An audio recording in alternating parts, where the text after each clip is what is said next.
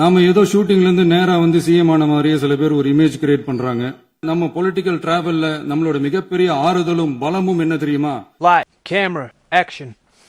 என் நெஞ்சில் குடியிருக்கும் என்னோட தமிழ்நாட்டு மக்களும் என் உயிருக்கு உயிரான என்னோட தோழர்களும் தான்.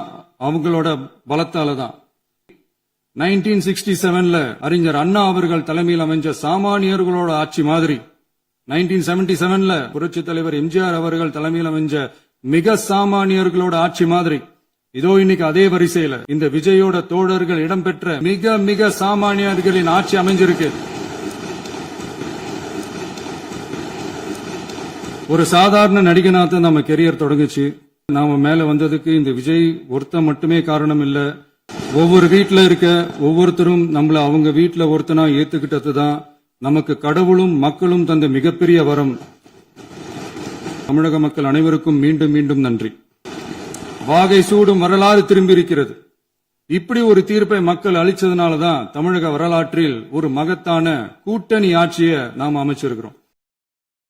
ஒரே ஒரு குடும்பம் மட்டும் முக்கியம்னு சொல்றது நம்மளோட ஆட்சி அதிகார அரசியல் இல்ல. தமிழ்நாட்டில் இருக்கிற ஒவ்வொரு குடும்பமும் முக்கியம்னு சொல்றதுதான் நம்ம அரசியல். நம்மளோட ஆட்சி அதிகாரம் அதான் நம்மளோட மனசாட்சி உள்ள மக்கள் ஆட்சி. இந்த 2026 தேர்தலில் யாராலும் உடைக்கவே முடியாதுன்னு சொன்ன மதத்தை உடைச்சோம், சாதியை உடைச்சோம், முக்கியமா காசு கொடுத்து ஓட்டு வாங்குற ஒரு நச்சு கலாச்சாரத்தையே சுக்கு நூறா தூள் தூளா உடைச்சிருந்தோம். நாம கிளீன் கவர்னன்ஸ் அண்ட் குட் கவர்னன்ஸ்ல உறுதியா இருக்கிறோம். இப்ப மட்டும் இல்ல, எப்பவுமே இப்படிதான் இருப்போம். ஒரு தவறு செய்தால் அது தெரிந்து செய்தால் அவன் தேவன் என்றாலும் விடமாட்டேன் என்று எம்ஜிஆர் அன்று பாடினார். அதை இன்று விஜய் செயலில் காட்டுகிறார். இது வெறும் ஆரம்பம் தாங்க. அரசியலுக்கு வந்து 2 வருஷம் தான் ஆகுது. உங்களுக்கு என்ன தெரியும், உங்களால என்ன முடியும்னு கேலியா கேட்டவங்களுக்கு இதோ இப்ப புரிஞ்சிருக்கும். இப்பவும் சொல்றோம், இது வெறும் ஆரம்பம் தாங்க. இந்த மாபெரும் சபையிலிருந்து கேட்கிற மக்களே, நமக்கு கொஞ்சம் அவகாசம் கொடுங்க. 2026 ஏப்ரல் வரைக்கும் இருந்த புண்ணியவான்கள் ஆட்சியில ஒவ்வொரு டிபார்ட்மெண்ட்லயும் போட்ட ஏராளமான ஓட்டைகளை அடைச்சிக்கிட்டே படிப்படியா மக்களுக்கு நல்லதையும் செஞ்சுக்கிட்டே வருவோம். நமக்கு எதிரா யார் யாரோ சேரவே மாட்டாங்கன்னு நினைச்சவங்க எல்லாம் ஒன்னா சேர்றாங்க. நம்ம ஆட்சிக்கு டேட்டு குறிக்கிறாங்க.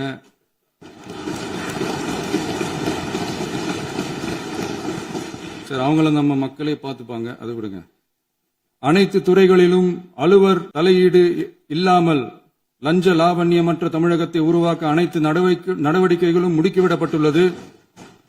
இதெல்லாம் சாம்பிள் தான். இனி வர்ற நாட்கள்ல கொஞ்சம் கொஞ்சமா படிப்படியா ஸ்டெடியா உழைச்சு லஞ்ச லாவண்யம் இல்லாத, ஊழல் இல்லாத, பெண்களுக்கு பாதுகாப்பான, சுதந்திரமான, டிரான்ஸ்பரண்டான தமிழ்நாட்டை நம்ம சொந்தங்களான தமிழக மக்களுக்கு தர்றதுதான் நம்மளோட ஒன் அண்ட் ஒன்லி டார்கெட். கண்டிப்பா அதை நிறைவேற்றியே காட்டுவோம். 8 கோடி மக்கள் நம்மளோட இருக்கிறப்போ ஏங்க அதை செய்ய முடியாது? மாண்புமிகு பேரவைத் தலைவர் அவர்களே, தமிழ்நாட்டின் கருவூலம் எப்படி திசை மாறி உருமாறி தேய்ந்து ஓய்ந்து கிடைக்கிறதுன்னு சொன்னாங்க. திறமையான ஆட்சியில நடந்த நிதி மேலாண்மையை பத்தி வெள்ளை அறிக்கையா வெளியிட்டோம். இப்படி ஒரு நிலைமை உண்டாக்கி வச்சுட்டு இவங்க சொல்றாங்க நமக்கு ஆட்சி செய்ய தெரியாதுன்னு. நம்ம அமைச்சர்களுக்கும் நம்ம சட்டமன்ற உறுப்பினர்களுக்கும் ஒன்னும் தெரியாதுன்னு. ஆமாங்க, எங்களுக்கு தெரியாதுதான். Light, camera, action. எங்க சட்டமன்ற உறுப்பினர்களுக்கும் அமைச்சர்களுக்கும் மக்கள் பணி செய்ய தெரிஞ்ச அளவுக்கு மக்கள் பணத்தை சுருட்ட தெரியாதுதான். டெண்டர்களை முறைப்படுத்த தெரிஞ்ச அளவுக்கு அதோட ரேட்டை உயர்த்தி ஊழல் செய்ய தெரியாதுதான். பதவி உயர்வு வழங்கவும் பணி இடமாற்றம் கலந்தாய்வு நடத்தவும் தெரியுமே தவிர பதவி உயர்வுக்கும் பணியிட மாற்றத்திற்கும் பணம் பறிக்க தெரியாதுதான்.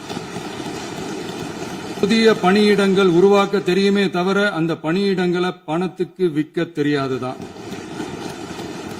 கோயில்கள்ல நடக்கிற நிர்வாக சீர்கேட்டை தடுக்க தெரியுமே தவிர கோயில் பணத்தை கொள்ளையடிக்க தெரியாதுதான். தங்கத்தை உருக்கி தாரை வார்க்க தெரியாதுதான். கனிம வளத்தை பாதுகாக்க தெரிஞ்ச அளவுக்கு கனிமத்தை வித்து கொள்ளையடிக்க தெரியாதுதான்.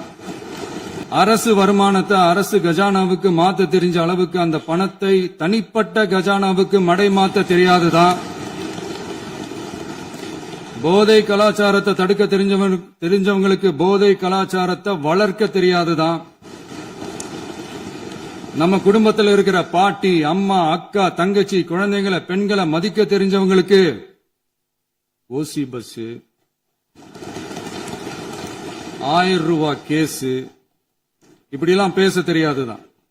எங்க உறுப்பினர்களுக்கும் அமைச்சர்களுக்கும் மக்கள் சேவை தெரிந்த அளவிற்கு சுயநல தேவையை செஞ்சிக்க தெரியாதுதான். அதனாலதான் சொல்றோம், எங்களை பார்த்து எதுவும் தெரியாதுன்னு சொல்றவங்களுக்கு சொல்றோம், இதெல்லாம் எங்களுக்கு தெரியாதுதான். உங்களை மாதிரி முறைகேடுகளை செய்யறத நாங்க தெரிஞ்சுக்கவும் போறதில்ல, தெரிஞ்சுக்கவும் ஆசைப்படல. அத கடைசி வரைக்கும் எங்களுக்கு தெரியாமலே இருந்துட்டு போகட்டும். பஞ்சு டயலாக் வச்சுட்டுலாம் தலைவனாக முடியாது தம்பி. தலைவன் என்பவன் வேற. எவன் ஒருவன் சாக துணிந்து நிற்கிறானோ அவனே தமிழ் தேசினத்திற்கு தலைமை ஏற்கிற தகுதியை பெறுவான்.